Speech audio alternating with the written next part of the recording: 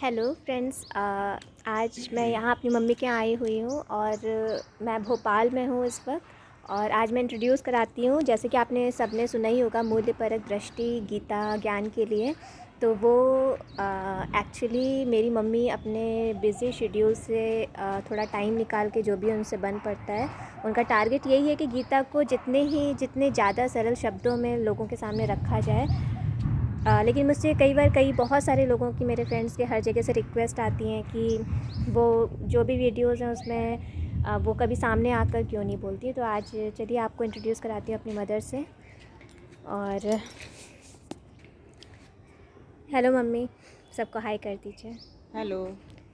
अब आपसे कुछ क्वेश्चंस हैं जो बहुत सारे लोग पूछते रहते हैं, जिनके लिए टाइम नहीं निकाल पाते, और वहाँ वीडियोस में जाके कमेंट का आंसर कर पाना थोड़ा सा मुश्किल है, क्योंकि मैं भी वर्किंग हूँ और मेरी मदर उतना टाइम, जितना भी उनके पास टाइम बचता है, वो ज़्यादातर वीडियोस जितना भी उनसे हो पाता है वो कोशिश करती हैं कि अपने ज्ञान को लोगों तक पहुँचाएँ। तो कमेंट करना उनके लिए इतना पॉसिबल नहीं हो पाता। तो वो आज जो भी मेरे पास क्वेश्चंस आए हैं, वो क्वेश्चंस मैं उनसे पूछती हूँ और वो उसका आंसर करेंगी। और ये मेन क्वेश्चन तो यही है कि वो क्यों नहीं वीडियोस में मोस्ट प्रोबेबली लोगों के सामने आती हैं, और क्यों बैक एंड से ही ये करती हैं। तो उसका सिंपल सा है कि चलिए इनसे ही पूछते हैं। तो मम्मी, आप सबसे पहला क्वेश्चन आपसे यही है कि आप कैसे, पहली बात तो यही है कि आपने जो भी संस्कृत पे जो पूरी नॉलेज ली है, पढ़ाई की है, सब कुछ किया है, रिसर्च तक किया है, उसके बाद आपने अपनी संस्कृत में काफ़ी लंबे समय तक आपने टीचिंग करके लोगों को, बच्चों को, सबको जितना भी नॉलेज आपके पास था उससे इंट्रोड्यूस कराया, उसको उन तक पहुंचाया, और अब आप रिटायर हो चुकी हैं। तो पहली बात तो ये कि आप इतना टाइम क्यों, आपने ये मूल्यपरक दृष्टि बनाने का सोचा? क्या आपके मन में क्या आप क्या सोच के आगे बढ़ रही हैं? क्या आपके सामने टारगेट्स हैं?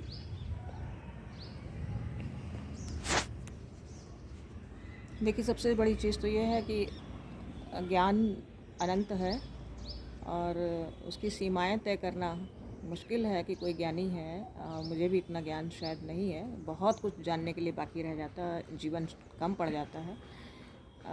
मूल्यपरक दृष्टि विषय मैंने इसलिए चुना क्योंकि श्रीमद् भगवद गीता मूल्यों से भरी पड़ी है और उसके मूल्यों को जानना मेरे समझ में तो सबसे ज़्यादा ज़रूरी है।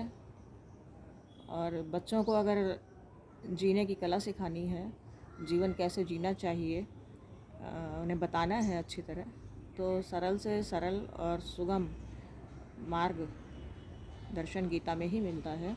और ये भारत का दर्शन अगर बच्चों की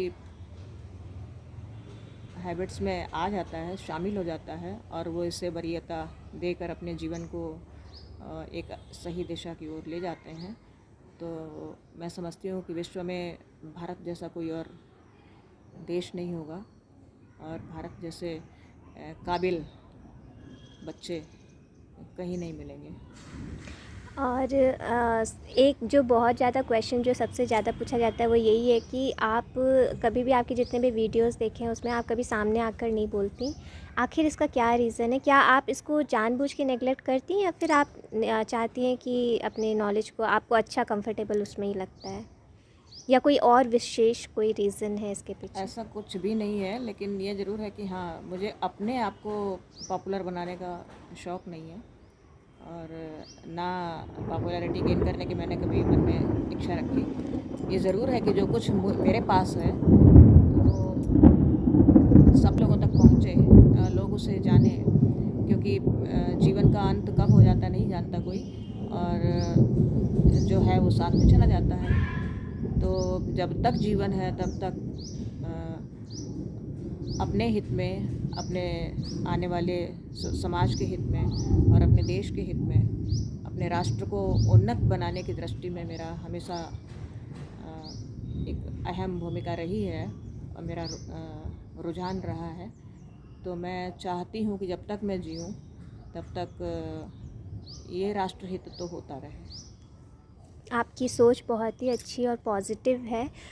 तो आप थोड़ा सा जो इससे थोड़ा अलग से, इस विषय से हट के थोड़ा अलग चलते, तो आप कैसे मैनेज करती हैं सब कुछ करना, मतलब आप कैसे टाइम निकाल पाती हैं? क्योंकि हम देखते हैं कि आप जो भी विषय गीता ज्ञान में लेती हैं, मूल्यपरक दृष्टि में लेती हैं, उसका बहुत अच्छे से विश्लेषण करती हैं। तो आपने अच्छा गीता विषय ही क्यों चुना, इसका क्या कारण है? इसको तो मैंने पहले ही कहा कि जीवन का सर्वोच्च दर्शन अगर कहीं जीने के लिए मिलता है तो वो तमाम प्रमाणों को अगर हम इकट्ठा करते हैं, प्रामाणिक बातों को कहते हैं, तो लोगों को किसी के द्वारा लिखी गई बातों पर इतना विश्वास कम जमता है। लेकिन ये चूँकि श्रीमद् भगवद गीता तो भगवान के द्वारा गाई गई है, इसके पुख्ता प्रमाण हमारे बीच हैं। तो जो भगवान ने जो अपनी वाणी से हमें दिशा निर्देश दिए हैं या देने की चेष्टा की है, हमें इधर उधर न जाकर उन्हीं मूल्यों को अपने जीवन में उतारना चाहिए और उन पर चलकर हम धन्य हो सकते हैं, कल्याण की ओर बढ़ सकते हैं। ये मेरा विश्वास है। आपके जितने भी वीडियोस हमने सुने हैं वो काफ़ी पॉजिटिविटी रखते हैं, और आजकल के बहुत ही जो बिज़ी शेड्यूल्स हैं उसमें लोग काफ़ी डिप्रेस्ड रहते हैं, काफ़ी ज़्यादा परेशान भी हो जाते हैं मेंटल तौर पे, फ़िज़िकल तौर पे। तो आपके वीडियोस एक्चुअली मैं भी सुनती हूँ, सब सुनते हैं, तो उससे काफ़ी पॉजिटिविटी हम सबको मिलती है। तो आप गीता ज्ञान के बाद आपका क्या विचार है? आप किस दिशा की ओर हमें कैसे, आप प्लीज़ ऐसे मोटिवेशनल वीडियोस बनाते रहिए, लेकिन इसके बाद क्या आपने कुछ ऐसा विशेष, मतलब कुछ ऐसा पर्टिकुलर एरिया सोच रखा है कि इसके बाद आप उस दिशा में भी, उस तरफ भी हमें थोड़ा सा अपने ज्ञान से अपना एक पॉजिटिविटी देने की कोशिश करेंगे? क्या कोई और ग्रंथ की तरफ बढ़ेंगी, या फिर आपका क्या ऐसा कुछ आपने प्लान करके रखा हुआ है? तो प्लानिंग तो देखो कोई करती नहीं हूँ, क्योंकि जीवन का क्षणभंगुर स्थिति जो है वो व्यक्ति को बहुत लंबी प्लानिंग तो नहीं करने देती है। लेकिन ईश्वर जहाँ तक जीवन देगा, जब तक देगा, जब तक हमारे को संतुलित रखने की उसकी कृपा बनी रहेगी, तब तक मैं इस कार्य को कर रही हूँ। आगे वो जो कराएगा, क्योंकि चेष्टावान बने रहना और ज्ञान से जुड़े रहना, नई नई चीज़ों को अगर आप कर सकते हैं तो उसे समाज के लिए करते रहने में कोई दिक्कत नहीं है। जब तक आप कर सकें करना चाहिए, और मैं भी करूँगी जब तक है। अब कौन सा ग्रंथ लूँगी ये कह नहीं सकती, वो तो परमात्मा खुद ही सुनिश्चित कर देता कि इसके बाद आप ये करेंगे, इसके बाद आप ये करेंगे, तो सब तय है। ये भी शायद उन्हीं की प्रेरणा है, और हमारे कुछ स्टूडेंट्स और हमारे बच्चे जिनको लगता था कि हाँ बहुत ज़रूरी है, कुछ करते रहिए, तो मैं उसी में लगी हूँ। आपके बच्चे आपको बहुत मिस करते हैं, चाहे आपके स्टूडेंट लाइफ में जो भी आपसे एक बार भी रिलेट होते हैं, वो आपसे काफ़ी लंबे समय तक जुड़े रहते हैं। तो आप उन बच्चों के लिए कोई ऐसा विशेष संदेश इस वीडियो के माध्यम से देना चाहें तो? मेरा सिर्फ सभी के लिए एक ही संदेश तो नहीं कहूँगी, बहुत बड़ी चीज़ हो जाती। मेरा एक ही सबसे विनम्र भाव रहता है या प्रार्थना रहती है कि जीवन को सद्मार्गगामी बनाओ। जीवन को जितना उच्च परमात्मा ने 84 लाख योनियों में तुम्हें श्रेष्ठ जीवन दिया है, उस जीवन के मूल्य को पहचानो और उसे श्रेष्ठतम दर्जे तक पहुंचाने का पूर्ण प्रयास करो। जब आप कदम बढ़ाओगे तो ईश्वर आपकी मदद ज़रूर करेगा, और एक होनहार और चरित्रवान और श्रेष्ठ जीवन इस समाज के लिए उदाहरण के रूप में छोड़ कर जाओ। ये मेरी इच्छा है। और आजकल के इतने भागम भाग भरी जो लाइफ लोग जी रहे हैं, उसमें उनको एक पॉजिटिविटी कैसे मिले, मतलब ऐसा कौन सी चीज़ वो अपने मन में रखें जिससे वो जो कभी कभी, क्योंकि सब जानते हैं आजकल बहुत प्रेशर रहता है काम का, हर चीज़ का बहुत कंपटीशन है सोसाइटी में, तो इससे लोग बहुत अंदर ही अंदर, हर इंसान बहुत असंतुष्ट है, बहुत डिप्रेस्ड रहता ही रहता है, चाहे वो जितनी कोशिश कर ले। तो ऐसे क्या विचार उसके मन में हमेशा रहें कि वो उस चीज़ से लड़ पाए, उसके अंदर एक पॉजिटिविटी बनी रहे, एक लाइफ को लेके एक जो कहते हैं कि पॉजिटिव पहलू उसके साथ चलता रहे, भले नेगेटिविटी कितनी आए वो उससे डिगे नहीं, ऐसा क्या उसके मन में रहना चाहिए? देखिए, सबसे बड़ी जीवन में अगर आप समस्याओं से लड़ना चाहते हैं या ज़िंदगी को बहुत बखूबी निभाना चाहते हैं, सबसे बड़ी चीज़ है आत्मविश्वास। परमात्मा पर विश्वास और आत्मविश्वास। आप जो कर रहे हैं बेहतर कर रहे हैं, जितना कर पा रहे हैं वो उतना ही कर सकते हैं, उसके आगे आप नहीं कर सकते हैं। और आप कल के भविष्य की बहुत चिंता करने के लिए नहीं है बने हैं। वर्तमान आज का जो काम है वो किया। आप एक ये भी देखिए कि प्रेशर तब आता है ना जब आप काम को लगातार इतना दिया गया इतना कर ही लेता हूँ, मरे के भी कर लेता हूँ, वहीं पर गड़बड़ होती है। काम को काम की दृष्टि से करो, अपनी सीमाओं तक करो, उसके बाद उसे बंद कर दो।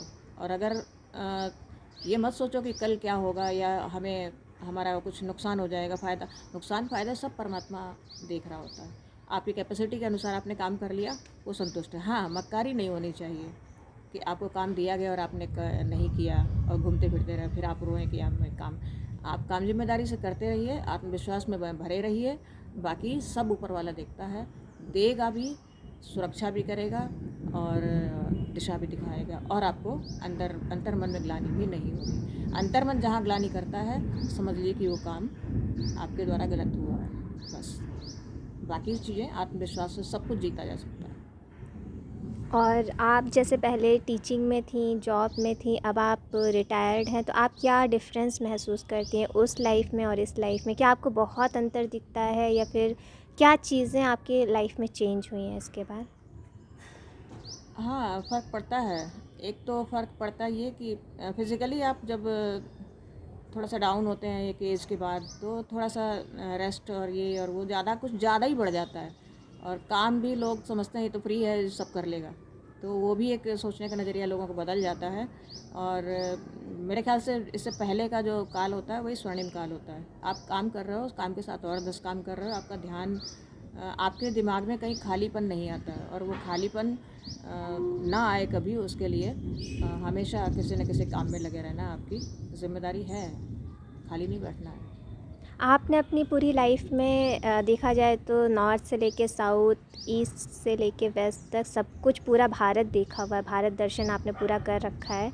आप काफ़ी समय आप जगह-जगह आपने बहुत समय गुज़ारा है। तो आपको क्या चीज़ ऐसी लगी जो हमारे भारत को एक रखती है? ऐसा क्या आपने महसूस किया, मतलब सब जगह देख सुन के? और क्या आपका एक विश्लेषण रहा पूरे भारत को? बहुत करीब से देखा है, आप काफ़ी समय आपने व्यतीत किया है जगह-जगह पे। तो आपका क्या पॉइंट ऑफ व्यू रहा? देखिए सभी जगहें जहाँ भी जाने का अवसर मिला केंद्रीय विद्यालय के माध्यम से ही मिला और ट्रांसफ़र के द्वारा मिला।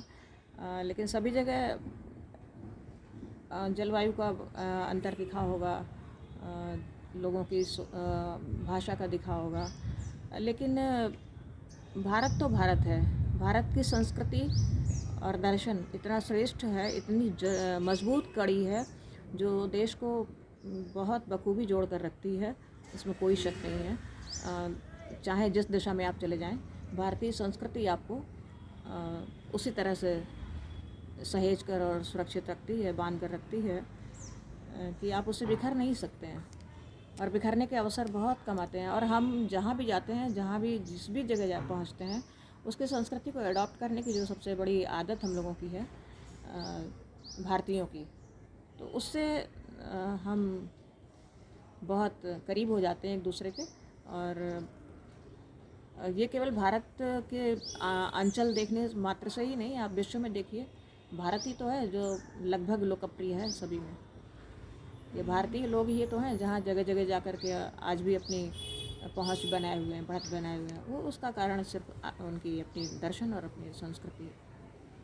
बहुत अच्छा लगा सुन के। और एक बात जो मैं आपसे और पूछना चाहूँगी कि लोगों का यही एक डिमांड है कि आप कुछ वीडियोस, चलिए आपके पास बहुत ज़्यादा समय नहीं रहता, लेकिन आप कुछ वीडियोस तो फ़ेस टू फ़ेस वीडियोस में आइए, मतलब आकर लोगों को बताइए। तो क्या आप ऐसा एक दो कुछ वीडियोस में आप सामने आकर कुछ बोलना चाहेंगे?